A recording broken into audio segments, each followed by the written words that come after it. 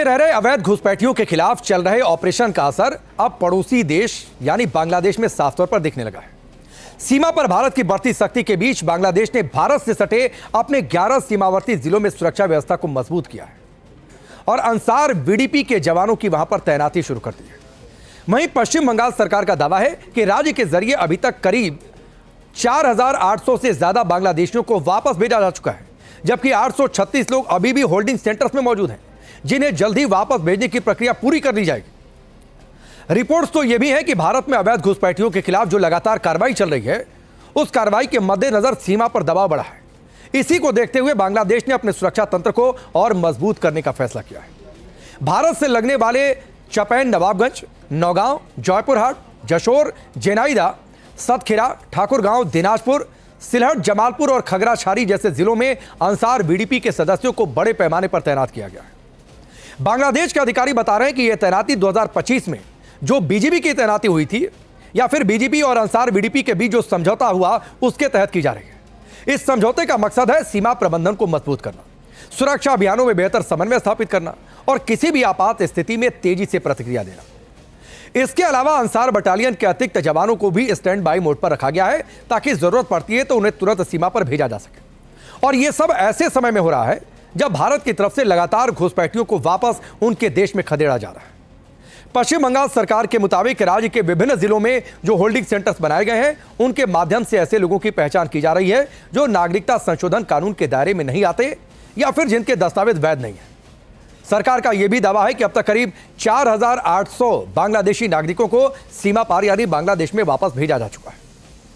पश्चिम बंगाल सरकार ने यह भी जानकारी दी है कि फिलहाल 836 लोग होल्डिंग सेंटर्स में रखे गए हैं, जिनकी जांच चल रही है, कानूनी प्रक्रिया पूरी करने की कवायद चल रही है और उसके बाद उन्हें बांग्लादेश वापस भेजा जाएगा। राज्य सरकार का कहना है कि यह पूरी प्रक्रिया कानून और निर्धारित नियमों के तहत की जा रही है। भारत और बांग्लादेश के बीच अवैध घुसपैठ का मुद्दा लंबे समय से चर्चा का विषय रहा है। इस पर जमकर सियासत भी होती रही है। सीमावर्ती इलाकों में समय समय पर अवैध घुसपैठ और तस्करी जैसी घटनाओं को लेकर दोनों देशों की सुरक्षा एजेंसियां सतर्क रहती हैं।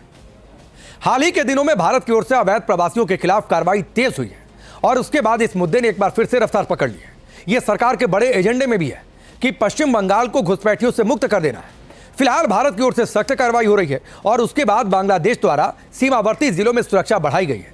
इस फैसले ने पूरे मामले को नई चर्चा का विषय बना दिया है।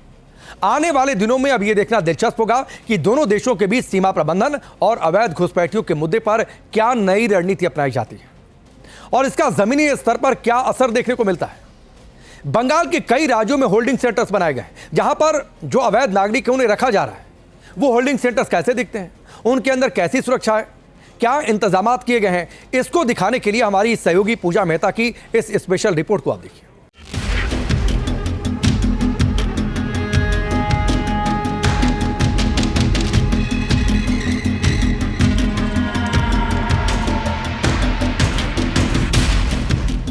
मुर्शिदाबाद जिले के लालगोला इलाके के होल्डिंग सेंटर में हमारी मौजूदगी है। हमने देखा है कि किस तरह से पश्चिम बंगाल सरकार ने आदेश दे दिया है कि अगर पश्चिम बंगाल में कोई भी रोहिंग्या या फिर बांग्लादेशी नागरिक जो अवैध तरीके से पश्चिम बंगाल में रह रहा है तो उन्हें डिपोर्ट करने से पहले इसी तरीके के होल्डिंग सेंटर्स में रखा जाएगा। हमारी मौजूदगी फिलहाल मुर्शिदाबाद के उसी होल्डिंग सेंटर के अंदर है और इसी 3rd फ्लोर में जो है होल्डिंग सेंटर बनाया गया है। और आप देखिए यहाँ पर बैरिकेड है, रिस्ट्रिक्टेड एरिया जो है लिखा हुआ है, पुलिसकर्मी यहाँ पर मौजूद है और ऊपर किसी को भी जाने की अनुमति नहीं है। आप देखिए यहाँ पर और भी पुलिसकर्मी आपको दिखेंगे, क्योंकि ये रेस्ट्रिक्टेड एरिया है तो किसी को भी ऊपर जाने की परमिशन नहीं है। लेकिन कुल मिलाकर पुलिस की तरफ से कहा जा रहा है कि 19 लोग हैं, जिसमें महिला, पुरुष, बच्चे, जिनको इन होल्डिंग सेंटर में रखा गया है। सारे के सारे जो है बांग्लादेशी नागरिक हैं और उन्हें मुर्शिदाबाद के किसी न किसी इलाके से गिरफ्तार किया गया है। आपको बताते हैं कि यहाँ पर पुलिस के अलावा भी एक मेडिकल टीम है जो उनका ध्यान रखेगी और साथ ही टॉयलेट से लेकर पीने के पानी तक और साथ ही खाने पीने का तमाम इंतजाम यहाँ पर किया गया है। लेकिन जैसा पश्चिम बंगाल के मुख्यमंत्री शुवेंदु अधिकारी ने यह साफ कर दिया है कि जहां तक अवैध बांग्लादेशी नागरिक और रोहिंग्या की अगर बात करें तो सबसे पहले उन्हें डिटेक्ट किया जाएगा, डिलीट किया जाएगा और डिपोर्ट किया जाएगा। जब तक डिपोर्टेशन की पूरी प्रक्रिया नहीं खत्म कर ली जाती है तब तक वो तमाम लोग जो है इस इसी होल्डिंग सेंटर्स में रहेंगे। और अगर हम धीरे धीरे बात करते करते बाहर जाए तो हम आपको दिखाते हैं कि इस पद्मा भवन को, जिसको एक होल्डिंग सेंटर में तब्दील कर दिया गया है, वहां पर सुरक्षा इंतजाम कैसा किया गया है, क्योंकि बाहर में बहुत सारे सीसीटीवी कैमरा लगाए गए हैं यहाँ पर, और ये देखने की सुनिश्चित करने की कोशिश की जा रही है कि कोई भी अनऑथोराइज एक्सेस यहाँ पर ना हो। आप देखिए ये जो पूरा इलाका है, यहाँ पर सीसीटीवी कैमरे नए स्तर से लगाए गए हैं, इलेक्ट्रिसिटी के कुछ नए कनेक्शंस भी किए गए हैं, और यहाँ बिल्कुल इस बिल्डिंग के एंट्रेंस पर भी जो है आप देखेंगे कि यहाँ पर सीसीटीवी कैमरे लगाए गए हैं। लेकिन धीरे धीरे हम देख रहे हैं कि पश्चिम बंगाल के अलग अलग इलाके से गिरफ्तारियां जो है वो शुरू हो गई हैं, और जितने भी अवैध तरीके से रह रहे बांग्लादेशी नागरिक होंगे या फिर रोहिंग्या होंगे, उनको हर जिले के होल्डिंग सेंटर में रखा जाएगा। पुलिस की कड़ी निगरानी के बीच में मेडिकल टीम भी जो है उस पर ध्यान रखेंगे उन तमाम लोगों का, और जब तक उनको डिपोर्ट नहीं कर लिया जाता है अपने देश में, तब तक जो है वो यहीं रहेंगे। इस जो आप देख रहे हैं दूसरी और तीसरी इमारत, जो फ्लोर है इस इमारत का, वहां पर इन लोगों को रखा गया है, और किसी को भी बाहर जाने की अनुमति नहीं है, ना वो किसी से बातचीत कर पाएंगे बाहरी लोगों से, और पूरे सीसीटीवी सर्वेलेंस के अंदर रखा जाएगा जब तक उनको म्यांमार भेजा नहीं जा सकता। अगर वो रोहिंग्या है और अगर बांग्लादेशी नागरिक है तो उन्हें जो है बांग्लादेश भेजा जाएगा। लगातार हम ये भी देख रहे हैं कि निगरानी के लिए जो सीनियर पुलिस के अधिकारी हैं उनका भी आना जाना लगा हुआ है, क्योंकि बेहद सेंसिटिव मुद्दा है, और ऐसे में जो कड़ी कार्रवाई पश्चिम बंगाल सरकार कर रही है। और कल भी हमने देखा था कि मुख्यमंत्री शुवेंदु अधिकारी ने कहा है जल्दी भागो, वरना बंगाल सरकार को जो करना होगा वो सरकार करेगी।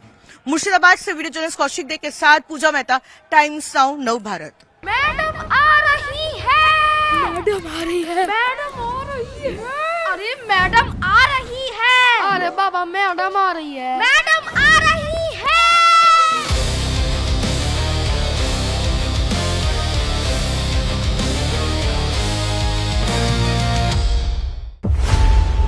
खबरों की रणभूमि में यहाँ शोर नहीं सोच लड़ती है, जहां शब्द नहीं फैक्ट्स वार करते हैं, और हर सवाल खोलता है सच की नई परत।